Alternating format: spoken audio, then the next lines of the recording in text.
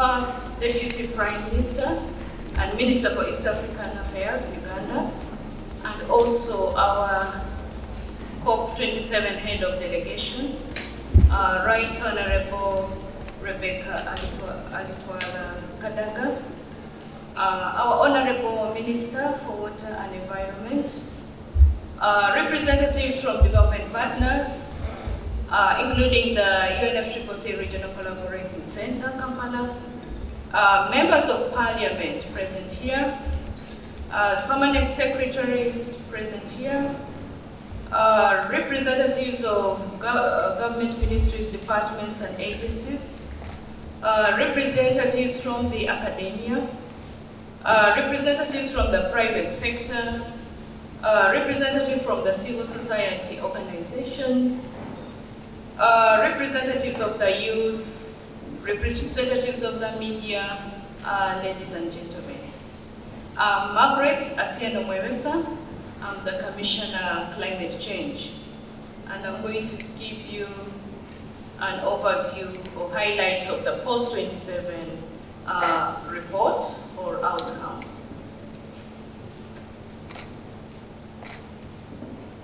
My presentation is outlined as above.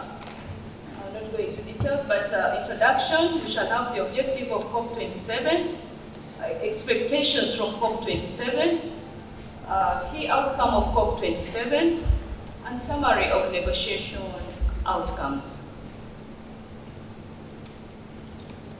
The 27th session of the Conference of Parties, popularly known as the COP27, under the UNFCCC, was held in Sharm el-Sheikh, Egypt, in November, from the 6th to the 18th. And then the 17th session of the Conference of the Parties, serving as the meeting of the parties of the Kyoto Protocol, was also held. Then the 4th session of the Conference of the Parties, also serving as the meeting of the parties of the Paris Agreement, also took place. And this all was held in Sharm el-Sheikh, Egypt, from the 6th to 18th to, in fact, it went up to 21st, though it was actually supposed to end on the 18th because of the number of negotiations that hadn't been concluded. COP27 was dubbed as Africa's COP. Why? Because this time it was held in Africa, so it was really our privilege and now our opportunity to really push for what we wanted as Africans. The objective of COP27 was to build on previous successes, that is the COP26 and the earlier COPs, and pave way for future ambition to effectively tackle the global challenge of climate change. So the objective was really to shift from negotiation, to shift the focus from negotiations and planning and actually have action on ground. The expectations of COP27, we had a number of expectations as Uganda, as Africa, as East Africa. So the COP27 was expected to deliver on 6 key areas to galvanize action and increase international cooperation. The areas were, we wanted real delivery of enhanced climate finance. We wanted to see strengthening adaptation action and support. We wanted to see climate-induced, addressing issues to do with climate-induced loss and damage, and of course, enhancing ambition on mitigation towards meeting the 1.5 degrees centigrade Celsius temperature rise. The outcome of COP27. The cover decision under Sharm el-Sheikh implementation plan for the first time mentioned food, rivers, nature-based solutions, tipping points. And for us as a country, nature-based solutions is the way to go. We are very wealthy when it comes to the natural capital. The plan called for the need for transformation of the financial system and its structures. and also calling on multilateral development banks and international financial institutions to reform their practices and priorities to address the global climate emergency. So COP27 also launched a work program on just transition, including annual high-level ministerial roundtables, with the first taking place in COP28 in Dubai in 2023. Another very important area that was discussed is about Article 6. It's about carbon markets and trading. Through the African Group and G77, we opposed the proposal that Article 6.2 reporting should be made confidential by default. And we also said we supported integrity for all carbon markets and recognition of the special circumstances for these developed countries. Carbon trading is one of the ways that the countries can cooperate to reduce all their emissions. So it is a very important area, and for us as a country, we are taking it very seriously. And we should all know that carbon credits are actually tradable. It is actually money that we can do, if we do it well, can bring a lot of revenue to the country. So due to the contentious issues how to treat emission removals and whether to allow credits for emission avoidance and when carbon credits would be revoked, negotiations were deferred to COP28. Issues to do with those carbon markets and trading is still a lot to be learned, and we are getting a lot of guidance from UNFCCC. So that is why for us as a country, we are moving very cautiously. Our chief guest, First Deputy Prime Minister and Minister of East African Community Affairs, Uganda, Right Honorable Dr. Rebecca Alitwala Kadaga, the Minister of Water and Environment, Honorable Sam Cheptoris, the other honorable ministers here present, members of Parliament, the UNDP country resident representative in Kampala, and other development partners, including UNFCCC, Regional Collaborating Center in Kampala, representatives from government ministries, departments, and agencies, representatives from the academia, private sector, civil society organizations, the youth, and the media. Distinguished ladies and gentlemen, protocol observed. First of all, let me start by bringing apologies from the permanent secretary who is not in the country. However, I'm here holding fort on his behalf. Allow me to welcome you on behalf of our permanent secretary, Alfred Okotukidi, to the National Post-COP27 Forum and launch of Uganda's updated NDC, being held here at the Ministry of Water and Environment Headquarters Auditorium. As you all know, the Conference of Parties of the UNFCCC, usually called COP, is the supreme decision-making body of the convention. The COP meets every year unless the parties decide otherwise. And the 2022 United Nations Climate Change Conference of Parties of the UNFCCC, more commonly known as COP27, was held in November from 6th to 20th of 2022 in Sharm el-Sheikh, Egypt.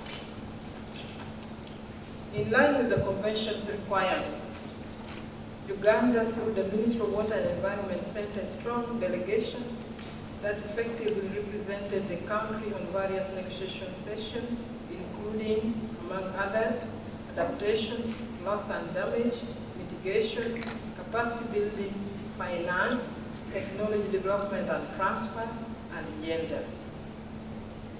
As you all know, we were privileged to have had our first Deputy Prime Minister lead the delegation from Uganda.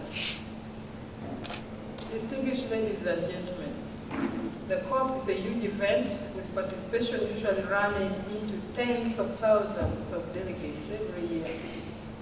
National preparation arrangements for a conference of this magnitude often require huge input from stakeholders. This includes coordination, organization, and planning, logistical requirements, financial resources, and above all, goodwill of both technical and political leaders up to the very highest level of the leadership. In this regard, I would like to most sincerely thank all our key stakeholders for making COP27 a success for Uganda.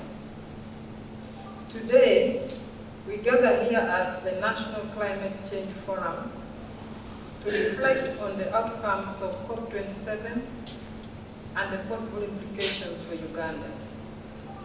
While we can be happy with some of the outcomes, it is important for us to keep in mind that a lot more work still remains outstanding, both in terms of the negotiations and implementation of the climate actions within the country. I therefore wish to take this opportunity, our chief guest, to call upon all stakeholders to continue working together, especially in areas of resource mobilization and strategic planning, so that climate actions reaches the last mile beneficiaries who interface daily with the impact of climate change in Uganda.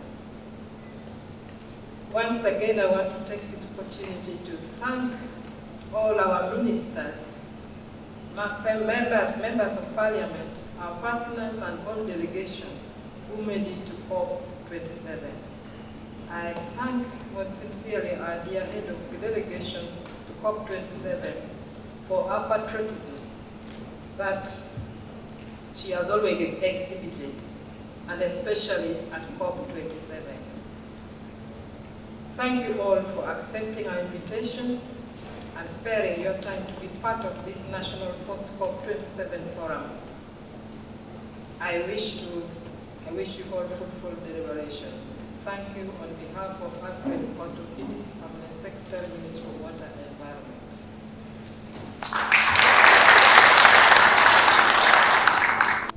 The first Deputy Prime Minister of Uganda and Minister for East African Community Affairs, Right Honorable Rebecca Kadaga, the Minister of Water and Environment, Honorable Sam Cheptoris, Permanent Secretary in absentia, represented by Dr. Florence, representatives of development partners, UN colleagues, and I see a few here, representatives of ministries, departments, and agencies, distinguished participants, ladies and gentlemen, let me simply say all protocols observed and good morning.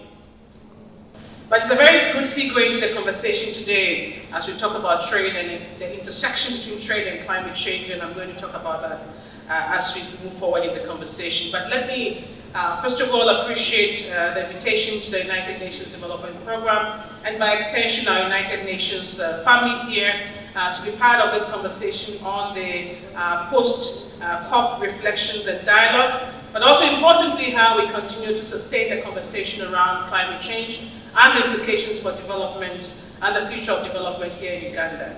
Let me also say that the timing is right as we also launch Uganda's revised nationally determined contribution, where congratulations to the government and the people of Uganda for raising the ambition and targets from 22% to 24.7%. And this is great for us, and I think we all have to rally around this very important initiative. And for us as UNDP, together with the United Nations family, we've been closely involved in the revision of the NDC, and we're very happy about the outcomes. But let me try to go off cuff a bit because of the speech a bit. I know my team did a good job by preparing this, but let me try to, let's have a conversation why this matters and why this matters now. And like I said, Right Honorable Kadaga, just coming from South Africa early this morning, the question then is, what are the implications for us as Uganda wants to trade more with its partners, and yet we are going to be seeing the impact of climate change if we don't do anything about it? That means that our agricultural products, our cocoa, our coffee, and the many things that we want to export and to make money for the people of Uganda who will be impacted. So this is not about just a meeting that we held in Sharm el-Sheikh meeting every year around the Conference of Parties, but this is about our very survival as a people. And so the impacts are clear. We see it in the trade sector, linked with agriculture. We see it in the health sector. We saw the impact of the flood in Bali, the number of homes that were lost, but also the health dimensions to what we saw. We've also seen the impact, and if we don't do anything about it, in the energy sector, where the impact of climate would really impact on the hydrological cycles. What does it mean for us in terms of using energy for our people, using energy for livelihoods, using energy to power development and industrialization. We have also seen the impact of climate when it comes to surface water and glacial melting. In fact, on the Rwenzori, we know already that the glaciers are receding. This has implications for our tourism, because when people go out there and want to see the beautiful glaciers and they go out and they are no longer there, there are implications for that. So I want people to begin to connect to what we are talking about when it comes to the implications of climate change for our livelihoods. So I'm going back to what we already know, and I know I'm preaching to the converted in terms of the implications, so that we see this as not just by the way, and that is a Ministry of Environment issue. It's one that sits with all ministries, it's one that sits with all sectors, it's one that sits with all development partners, and we need to pay attention to that. Having said that, I just want to pick up a bit from what Madam Margaret talked about in terms of the outcomes of the COP and how we position ourselves as a country for that. One of them is the question around energy and energy transition and fair and just transition. This was a subject that came time and again in the conversation in COP27, and I saw Honorable Nakabira really talking about and positioning the case for Uganda. But now coming back to us here in the country, I think we need to have a conversation around what is just and fair energy transition for Uganda. Prior to the COP, I invited a couple of young people to the office in preparation for the discussion in Sharm el-Sheikh. And a number of them said, well, we don't want this, we don't want oil, we don't want this. And I said, but what are the options for the country? How do we explore the options? If you say we don't want to explore that oil, what does it mean from a development point of view? Can we see our development as a result of not exploiting the oil? What are the implications and what are the alternatives? And nobody is having those conversations, for some of the people who are saying no to that, now not providing the option. So I think, again, the question around just and energy fair transition for us coming back to the COP is one that we need to reflect upon and one that we need to debate upon. The other thing is on the question around loss and damage, which again the Commissioner talked about. And again, it's good to have a facility called loss and damage. But how are we going to operationalize the facility? What are going to be the operational elements thereof? And how does Uganda position itself, and indeed by extension Africa, to take advantage of this loss and damage facility? Again, that's something that we need to position ourselves for. Thirdly is the question around the carbon markets, and I'm glad that the UNDP and our colleagues from the United Nations Framework Convention Secretariat and many others are working around the carbon markets and the Article 6. But there are a couple of things that we need to reflect upon, right, Honorable Kadaga. The issue around pricing. How is it that Uganda and many developing countries are still getting, $10 if you're lucky per ton? Other countries are getting $55. In fact, some countries are getting more than $100 per ton. So how do we address the question around pricing so that our carbon is not sold cheaply on the market?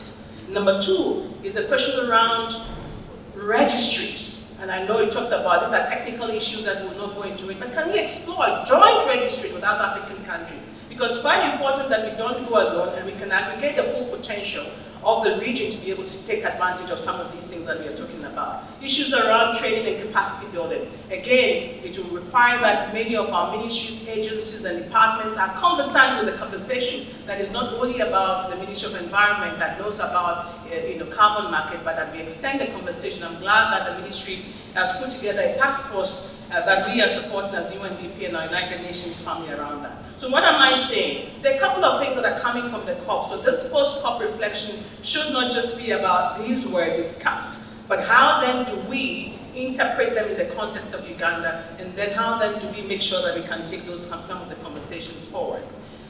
So these are a few things that I wanted to share that is coming out of the COP that I think we need to position for: the carbon markets question, the energy transition question, and how do we prepare for a facility around loss and damage, because there could be facilities that, it's just there that we don't take advantage of. And I think in the case of the earlier market instruments that came, I mean, most African countries did not benefit from it, and we need to make sure that this time we are benefiting from that. So let me just say a few things as I try to conclude in terms of what is the role of development partners, whether governments, civil society, United Nations, and many of us involved in that space. First of all, I think when it comes to our recommendations, when it comes to the role of government in taking the conversations forward, first of all, it is something that we need to make sure that it's mainstream across board in different sectors of the economy. I think the NDC provides us that instrument, but the NDC is one thing, having the framework is one thing, but how do we implement the NDC in a very substantive way? And our recommendation here is that different actors, agriculture, energy, transport, need to take on the business also more seriously, like the Ministry of Environment and others are doing.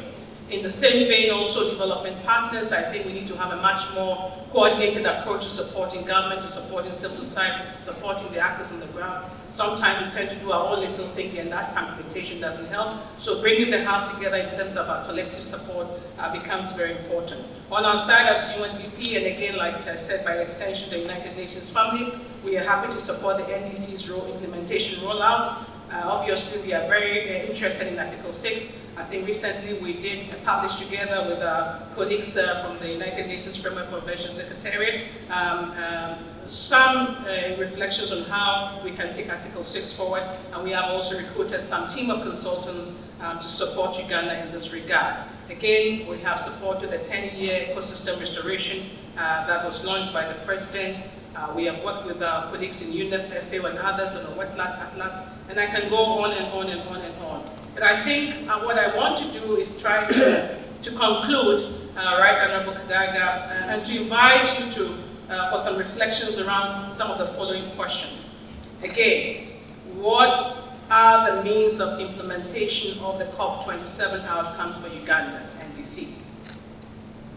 And how do we ensure that those ambitions are realized? We don't want it to just be a process and a document. How do we realize that? Where is the means of implementation going to come from? And in an era where development financing is going down, and in an era where we are beginning to see shifts in where funding is going because of the crisis in the world, how are we going to implement that? There will be obligations on our part as a government, as development partners here, obvious obligations also for those who are going to provide financing to support some of these things, but where is the means of implementation? And I think whether it's in capacity building, technology, financing, we need to reflect on that. The second thing I think in terms of reflections, how can we boost national readiness, our readiness to take advantage of Article 6 that opens way for market-based mechanisms, especially carbon trade. Our readiness is very important. And I think before I came into this role as a resident representative, I was also doing a lot of work on climate and forest. And one of the things we see is that many a times, our peers in Latin America, for example, are ahead of us. Our peers in Asia are ahead of us on many things. And it's in part because they prepare themselves to take advantage of some of these instruments. And we need to do the same. And I think we need to be able to ask ourselves, how do we boost that readiness? Number 3 is that how do we continue to engage non-state actors in boosting the climate agenda? Again, when it comes to the role of private sector, it becomes very important. It's not just about corporate social responsibility. We plant a few trees, we clap our hands, and we go away. But in terms of the entire value chain, from production to market, how do we reduce deforestation, for example, along, let's say, cocoa value chains? So these are things that we need to reflect upon. And then finally, loss and damage, loss and damage, loss and damage. How do we position ourselves as a country to do that? So let me, once again, as I conclude, thank the leadership of the Ministry of Water and Environment through you, Honourable Minister, for the commitment to ensure active engagement of stakeholders in the climate action, which is an important one.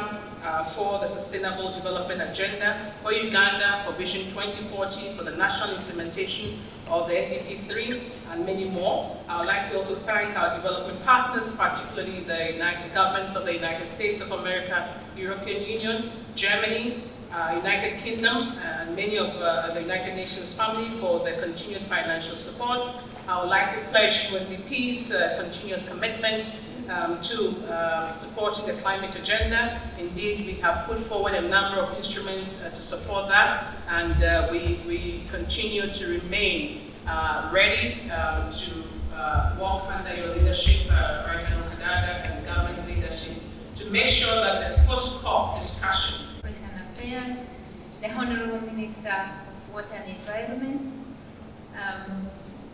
the distinguished guests that are here, ladies and gentlemen.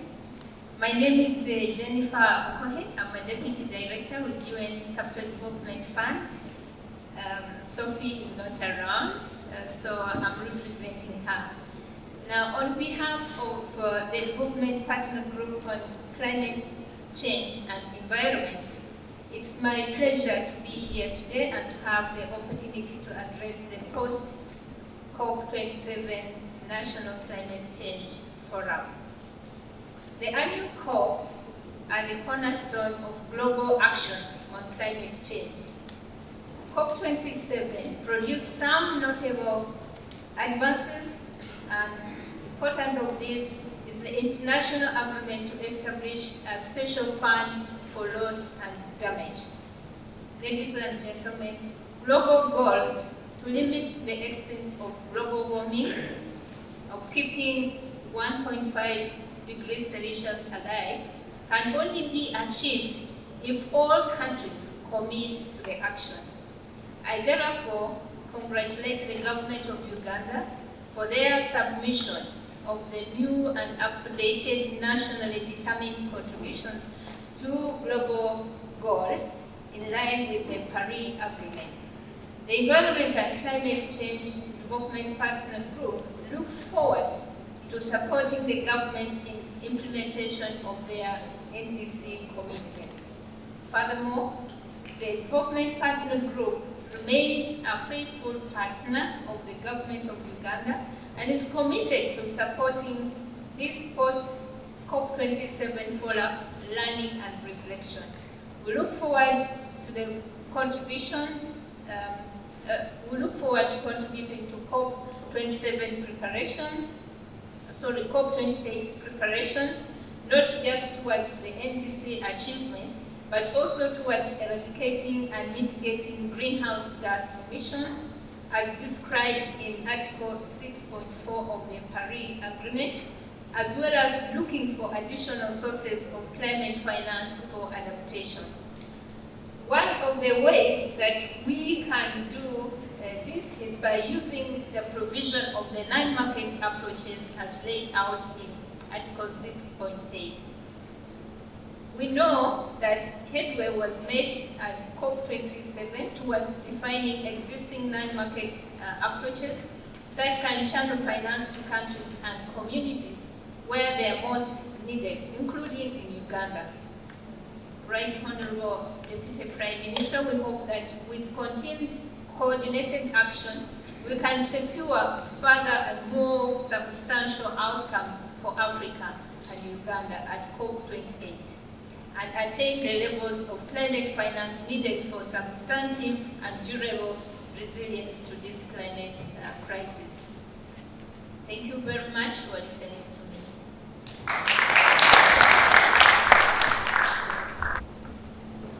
The First Deputy Prime Minister and the Minister of East African Affairs, Uganda COP27 Head of Delegation, Honorable Ministers present, I don't know that they are present,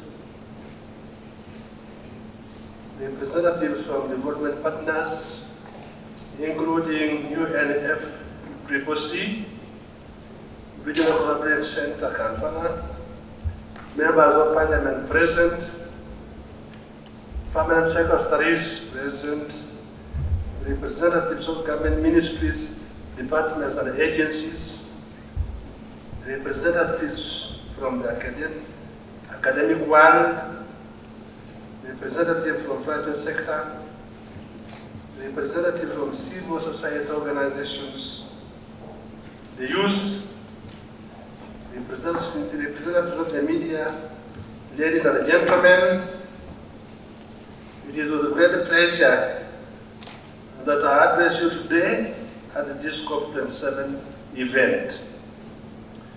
As we gather here, we should reflect on the outcomes of this crucial event, which brought together leaders from around the world to address the urgent issue of climate change. The Ministry of Earth and Environment appreciates the efforts of all stakeholders who contributed in one way or other to the national COP27 processes. Allow me to recognize a few of them here. Kaguta Museveni, the President of the Republic of Uganda, for always passionately supporting and leading Uganda's effort to combat climate change and environmental degradation.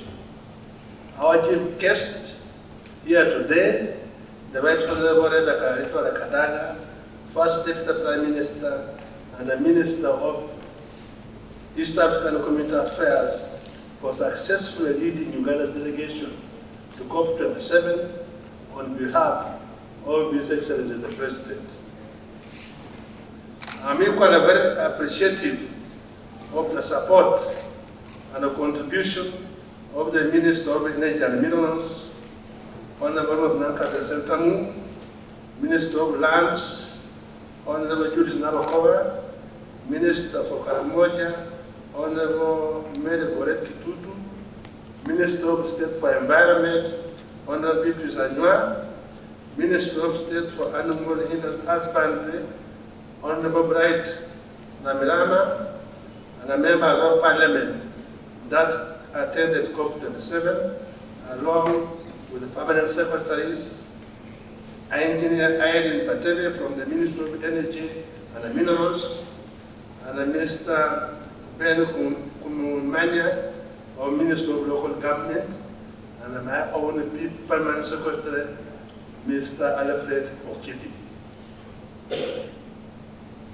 I'm delighted to report that all efforts of our stakeholders collectively yielded a positive outcome for our country.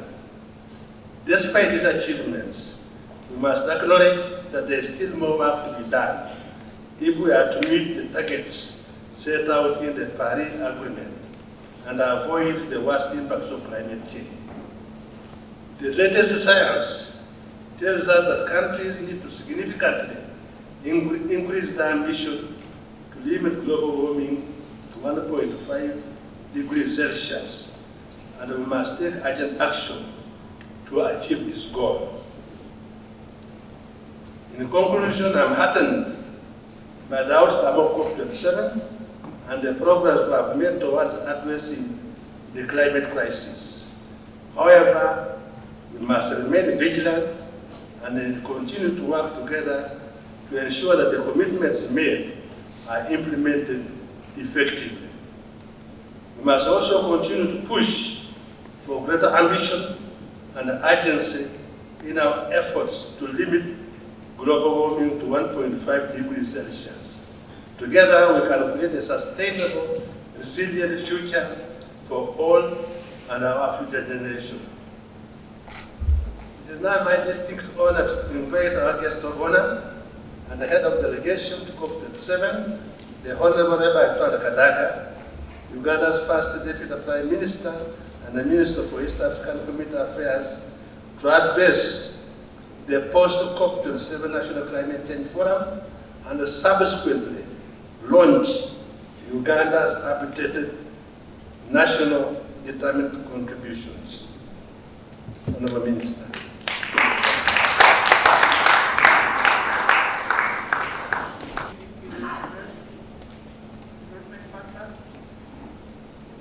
Members of civil society, all of you gathered here. Thank you for the opportunity to report back to the country.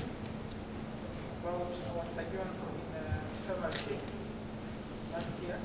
I want to welcome back the Uganda delegation from that long meeting. The objectives have been given, the outcomes have also been given. Just really make just a few remarks about our journey. You have been told about the loss and damage achievement after a long time, the damage finance, the pledges made which are not yet fulfilled, the global temperature goals, the carbon trade, the nature-based solutions, climate change-induced human mobility, among others. But I think the question to ask is, what next? This was the first time I was asked to lead this delegation. I had never attended the COP meetings. But I was just amazed at the number of activists. I think there were more than the government delegations. I met so many Ugandan children, so many Ugandan children kept coming to say, I'm Ugandan, hello, madam. I said, what are all these children doing here? How did they all come here? And I asked myself, after here, how are we going to harness their knowledge, their activism, to ensure that what they discussed, what they contributed to, can be used in the country? So I want to ask the minister and all the actors to ensure that they find a way of incorporating these young people so that we can use their ideas to continue the propagation of the message. I think it will help us with the implementation plan. I've also heard here from the commissioner that Uganda is going to invest in evidence-based studies. So as I said, okay, who do we have in this country who is knowledgeable and who is able to give appropriate evidence on this issue? So I ask myself, are we deliberately training Ugandans? Are we developing this capacity? I ask myself, what are the courses being done at the university? Are we investing in specialists in this area? We are just hoping to pick up who you advertise and people just come. So what is in our human resource development plan for Uganda? The issue of climate change is going to be with us for a long time. So what is the plan? So I think about those things I was sitting here. So I think that we need to get out of the comfort zone and really do some more pragmatic planning for the country, targeted, so that we have our own experts and we are able to get these evidence-based studies without having to borrow from other people. Now, I was also reading that we have a task force on the carbon market, inaugurated in October last year. I don't know that they've commenced work, but all those who have spoken have said we need to build capacity on carbon trade negotiations. Again, it's an area which I thought we need to invest in and ensure that we have the right people saying the right things at the right time.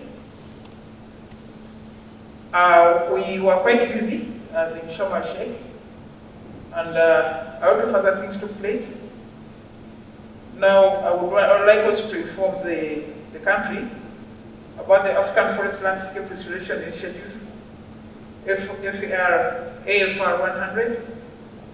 In that, the 32 African governments committed to restore more than 120 million hectares of degraded land by 2030. 2030 is how many years? 7 years.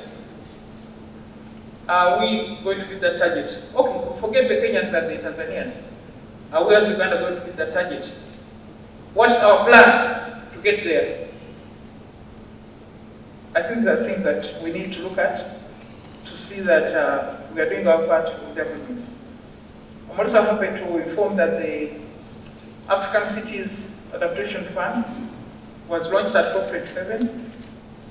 This will enable African city leaders directly access funding and technical support to implement innovative solutions targeting issues of integrated governance, watershed management, increasing sanitation services, improved stormwater management, and wastewater management. Just 2 days ago, this city was flooded. It was flooded just because of a bit of rain. These are things that our city leaders need to be informed about and be guided on how to access the African Cities Water Adaptation Fund. But not all is gloom. I was happy to receive on behalf of His Excellency the President the Climate Mobility Champion Award. There were only 3 other presidents who received this award.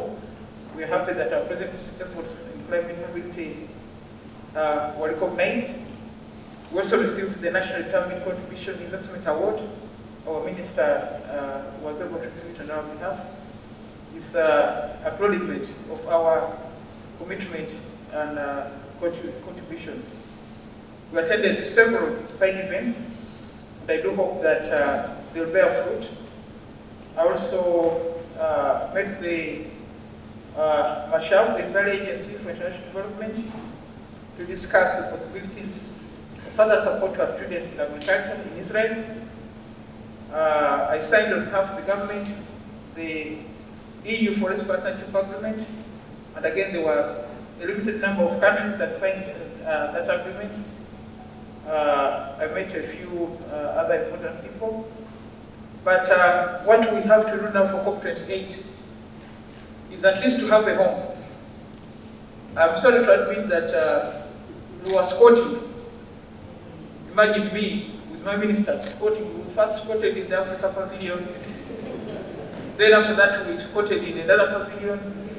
We went to the Climate Mobility Pavilion.